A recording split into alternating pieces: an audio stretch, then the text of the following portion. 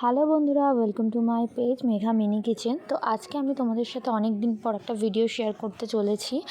মাঝে আমি অনেকটা দিনই প্রায় 3 মাসের কাছাকাছি আমি তোমাদের সাথে কোনো ভিডিও শেয়ার করতে পারিনি। তো আজকে আমি শেয়ার করলাম মিনি কিচেনের কোনো রেসিপি নয়, ঘরোয়া রেসিপি, যেটা আমি ঘরে নিজের জন্য নিজের ঘরেই ট্রাই করেছি, কোনো মিনি কিচেনের রান্না নয়। দেখো আজকে আমি করতে চলেছি পটল ভাপা। কীভাবে পটল ভাপাটা তোমাদের সাথে করছি তোমাদের সাথে পুরোটাই শেয়ার করব।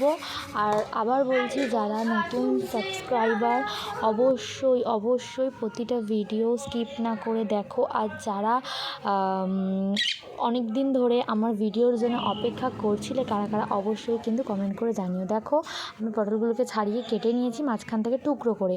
আর আমি কিছু মশলা নিয়েছি, যেমন হচ্ছে তোমাদেরকে বলবো কী। তার আগে আমি তেলটা দিয়ে নিই। তেলের মধ্যে আমি কালো জিরে ইউজ করব, কালো জিরেটা দিয়ে দেবো এবার। আর আমি কি মশলা দিয়েছি সেগুলো হচ্ছে চাল মগজ দিয়েছি, পোস্ত দিয়েছি, সর্ষে দিয়েছি, কালো সর্ষে। তোমরা যদি যারা সাদা সর্ষে খাও সাদা সর্ষেও ইউজ করতে পারো। আর 4-5 কোয়া রসুন দিয়েছি, আর টমেটো দিয়েছি। তো আমি তার আগে কী করছি, পটলগুলোকে আমি ভালো করে ধুয়ে রেখেছিলাম, সেটাকে আমি ভালো করে ভেজে নেবো, লাল লাল করে একটু ভেজে নেবো। আর আরেকটা কথা, যে অনেক দিন ধরে তো মিনি কিচেন আমি ভিডিও তোমাদের দিতে পারিনি, একটু আগেই বললাম। তো আমি আবার করে মিনি কিচেনের ভিডিও দেওয়ার চেষ্টা করব। তোমরা 2-3 দিনের মধ্যেই কিন্তু আবার আমাদের মিনি কিচেনের ভিডিও রেগুলার ওয়াইজে পেতে পারবে।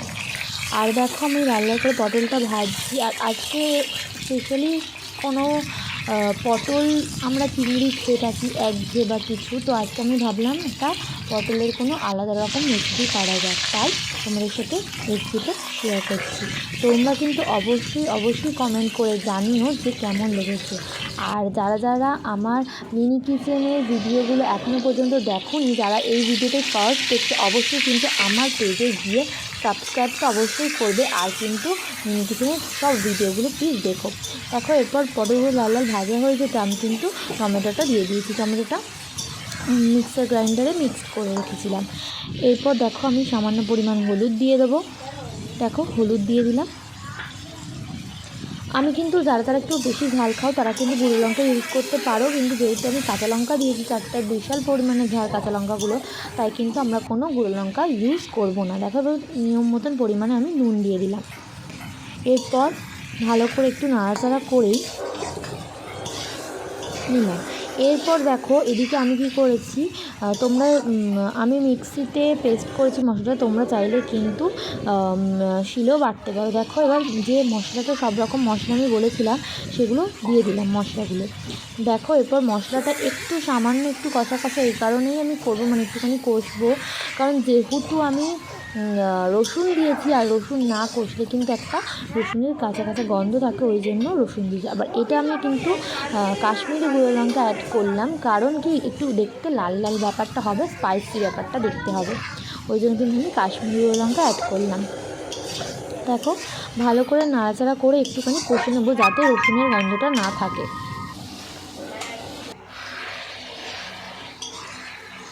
দেখো আমাদের কিন্তু হয়ে এসেছে।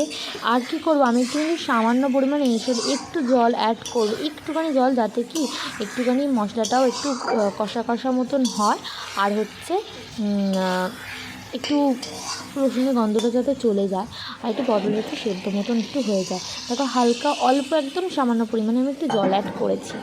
দেখো এরপর আমি কিন্তু জলটা শুকিয়ে গেলে নিয়ম মতন গ্রেভি অবস্থাতেই নামিয়ে নেবো। আর তোমরা ভিডিওটা দেখছো অবশ্যই, তার সাথে দেখো আমি চিনি অ্যাড করলাম। আর ভিডিওটা যারা দেখছো অবশ্যই কিন্তু, যারা নতুন সাবস্ক্রাইবার অবশ্যই কিন্তু চ্যানেলটাকে সাবস্ক্রাইব করো, কমেন্ট করে জানিও যে এই রেসিপিটা কেমন লাগলো। তাহলে আমি পরে থেকে চেষ্টা করব যে এই চ্যানেলের মধ্যে আমি ঘরে কী আলাদা রকমের রেসিপি করছি তোমাদের সাথে শেয়ার করা। দেখো আমার হয়ে গেছে কিন্তু পটল ভাপা। এরপর কিন্তু গরম ভাতের সাথে খেতে দারুণ লাগবে।